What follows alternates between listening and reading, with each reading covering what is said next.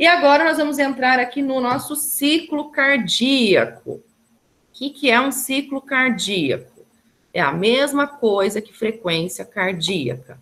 Então, quando eu falo, eu tenho 60 batimentos por minuto, é o quê? Eu tenho 60 frequências cardíacas por minuto. Eu tenho 60 ciclos cardíacos por minuto. Tá? É a mesma coisa. Então, um ciclo cardíaco é nada mais do que tudo que acontece durante um batimento cardíaco. Então, entre uma contração de ventrículo até uma nova contração de ventrículo, tudo que acontece nesse período a gente chama de ciclo cardíaco. Então, aquele traçado do eletrocardiograma que nós vimos, que, né, a onda P, complexo QRS, onda T, é um ciclo cardíaco, que envolve o átrio e envolve o ventrículo. Envolve despolarizar e repolarizar o átrio, envolve despolarizar, repolarizar o ventrículo. Envolve uma diástole, envolve uma sístole de átrio e de ventrículo. Então, isso é o ciclo cardíaco, tá? Nós já sabemos o que é sístole, nós já sabemos o que é diástole.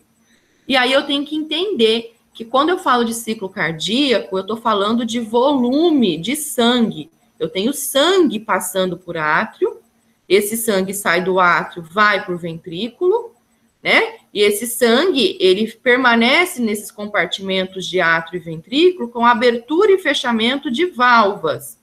Há válvulas atrioventriculares, que a gente já sabe que são a tricúspide e a bicúspide, e as válvulas semilunares, que é a aórtica e a pulmonar. Elas, então, na sua abertura e fechamento, mantêm esse sangue nesses compartimentos, né?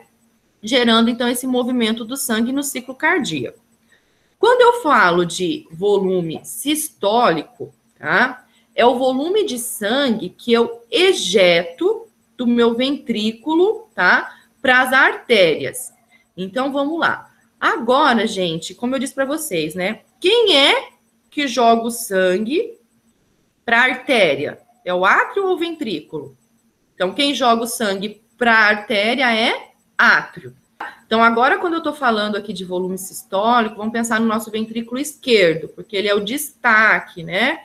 Ele é o padrãozinho ouro ali agora do momento, certo? Então, o meu ventrículo esquerdo, ele joga, quando ele contrai, ele joga o sangue para onde, o ventrículo esquerdo? Para onde que vai esse sangue quando ele contrai? Para qual artéria? Então, a válvula semilunar aórtica, ela vai abrir e esse sangue vai ser jogado para a aorta, tá? Então, quando eu falo em volume sistólico, é o volume de sangue que o meu ventrículo jogou lá na aorta. Então, que é em torno de 70 ml, certo? Ok. E nós temos o volume diastólico final. Por quê, gente? Quando o meu ventrículo contrai, ele não joga 100% do sangue que estava lá dentro para a aorta. Fica sangue lá dentro ainda, tá? Que a gente chama, esse sangue que fica dentro do ventrículo, de volume sistólico final. Então, eu tenho o volume sistólico final é o que ficou dentro do ventrículo. Então, vamos pensar. O meu átrio direito contraiu e jogou o sangue todo dentro do ventrículo. Esse sangue que está no ventrículo ali, o ventrículo está em diástole, certo? Está relaxado, recebendo o sangue do átrio. O sangue todo que veio do átrio para dentro do ventrículo, a gente chama de volume diastólico final. Vamos pensar que esse volume diastólico final foi lá 120 ml, tá? Então, eu tenho 120 ml dentro do meu ventrículo esquerdo, que é o sangue que veio do átrio esquerdo, entrou dentro dele, até a hora que fechou a válvula mitral, a válvula bicúspide. Então, é todo o sangue que encheu o meu ventrículo esquerdo, é o volume diastólico final. Esse volume diastólico final, na hora que o ventrículo for contrair, ele vai ejetar, certo? Lá para a aorta, um volume que é em torno de 70 ml. Então, se eu pensar, de 120, ele ejetou 70 ml para a aorta, vai ficar dentro dele um pouco de sangue, que é o volume sistólico final. Então, o que ele ejeta para a aorta é o volume sistólico. O que fica dentro dele é o volume sistólico final. E o total de sangue que ficou dentro do ventrículo ao término da contração atrial, né, na hora que fecha a válvula mitral, a bicúspide ali, é volume diastólico final. E aí nós trabalhamos também com outro conceito, que é a fração de ejeção. Eu sei que o volume diastólico final nada mais é do que o volume que fica dentro do ventrículo. Ou seja, do meu volume diastólico final, todo o sangue que chegou do átrio no ventrículo, quantos por cento que é ejetado para a aorta? Quantos por cento sai do ventrículo? Isso é a minha fração de ejeção. Então, para saber a fração de ejeção, eu faço essa conta.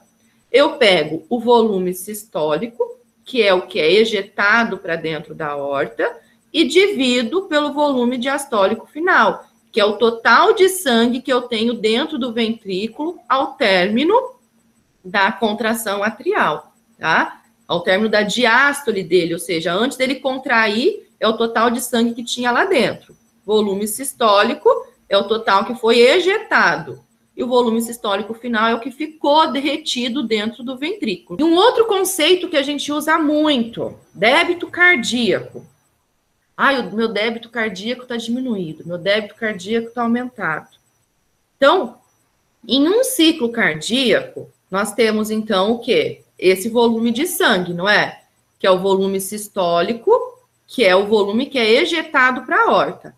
Então, que é em torno, gente, 70 ml. Varia muito de pessoa para pessoa. Mas é uma média de 70 ml, o volume sistólico, que é a quantidade de sangue que vai para a aorta na hora da contração do ventrículo esquerdo, tá? Volume sistólico. A frequência cardíaca é o quê? O número de batimentos por minuto.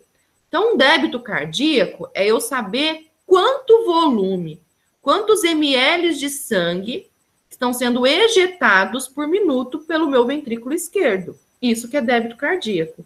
Então, para saber em um minuto quanto de volume de sangue, né, eu estou ejetando, eu pego o meu volume sistólico, que é a quantidade de sangue que eu estou ejetando para minha aorta, né, em cada batimento cardíaco, e multiplico pelo número de batimentos cardíacos por minuto. Então, é volume sistólico versus frequência cardíaca.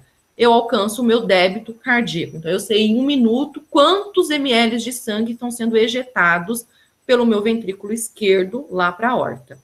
Tá? Tranquilo? Então, aqui. E o último conceito é entender o que é complacência. Então, pensa, eu tenho o meu ventrículo, esse ventrículo recebe o sangue. Então, pensa, gente, a hora que esse sangue entra, vamos pensar lá no meu ventrículo esquerdo. Em torno de 120 ml de sangue entra, né, num ciclo cardíaco. Então, vai entrar 120 ml de sangue lá na diástole, né, lá no final da diástole do meu ventrículo esquerdo, né, que é o meu volume da diástole final. Deixa eu só lembrar o termo certinho. Volume diastólico final, isso, tá? Então, meu volume diastólico final, 120 nesse ventrículo. Esse ventrículo, ele tem que ter uma capacidade de aguentar essa pressão do sangue. Porque imagina, quando eu tenho esses 120 ml, vai fechar a minha válvula atrioventricular esquerda, que é a mitral ou a bicúspide, e também está fechada a válvula semilunar aórtica, essas duas válvulas vão estar fechadas e esse sangue ali dentro. Então, é um volume grande e tem uma pressão, né, em torno ali, mais ou menos, de uns 120, tem uma pressão grande dentro desse ventrículo. E esse ventrículo precisa o quê? Se contrair, ele começa a ter, né, o estímulo do potencial de ação rápido para uma contração. E ele tem que jogar fora esse sangue para a aorta. Então, esse ventrículo, ele tem que ter o quê? Ele tem que conter essa pressão. Então, a complacência é a capacidade, né, que eu tenho desse ventrículo conter uma pressão em um determinado volume de sangue, tá? Então, a complacência nada mais é do que a quantidade de sangue, né, o volume de sangue que eu tenho dentro desse ventrículo ou de qualquer compartimento, dividido pela pressão que esse volume está exercendo na parede, ali, né, na parede desse ventrículo, desse átrio. Então, essa é a complacência de um pulmão, né, a capacidade dele aguentar aquele volume dentro daquela pressão que ele chegou. Peças importantes no ciclo cardíaco. 2 átrios, 2 ventrículos. Porém, nós temos as válvulas cardíacas também, que são importantes, né? Válvulas essas que vocês já viram na aula de anatomia. Então, nós temos as válvulas atrioventriculares, que são as que separam átrios de ventrículos, e nós temos as válvulas semilunares, que são aquelas que separam o ventrículo das artérias, no caso, a aorta ou o tronco pulmonar, tá? Vamos falar um pouquinho, então, das válvulas atrioventriculares. Então, do lado direito, nós temos a tricúspide, e do lado esquerdo, nós temos a mitral ou bicúspide. Nós já vimos lá, você já sabe o que é corda tendínea, você já sabe o que é músculo papilar. O importante agora é entender qual é a função do músculo papilar, né? Então, nós temos ali no ventrículo o músculo papilar segurando as cordas tendíneas dessas válvulas atrioventriculares. Por quê, gente? Na hora que o sangue entra no ventrículo, tá? Ele vem com pressão e ele gera uma tensão, né, na hora da contração ali, que eu preciso segurar essas 3 válvulas, né, que a gente tem ali do lado direito e as 2 válvulas que eu tenho do lado esquerdo, eu preciso fixar elas no ventrículo para que o quê? Que durante a contração do meu ventrículo, a hora que eu vou ejetar esse sangue para a aorta e para o tronco pulmonar, para que essa válvula ela não vire para o lado do átrio, porque senão a pressão é tão grande de empurrar, porque esse sangue vai ser empurrado ali para fora do ventrículo, ejetado, e essa pressão iria o quê? Pegar essas 3 válvulas do lado direito, ou essas 2 válvulas do lado esquerdo, ia fazer com que elas fossem para dentro do átrio. Então, eu preciso fixá-las por meio de cordas tendíneas em músculo, para que ela não entre e volte para dentro do átrio, entendeu? Então, essa que é a função do músculo papilar. Fazer, então, que ele não vá em direção ao átrio. Na hora que vai ter a contração do ventrículo, essas válvulas não fossem para trás, né? Elas não abaulem para o lado de trás, em sentido ao átrio, tá? E as válvulas semilunares, então, não são fixadas por músculos, não são fixadas por cordas tendíneas, né? Então, elas têm um funcionamento diferente das válvulas atrioventriculares.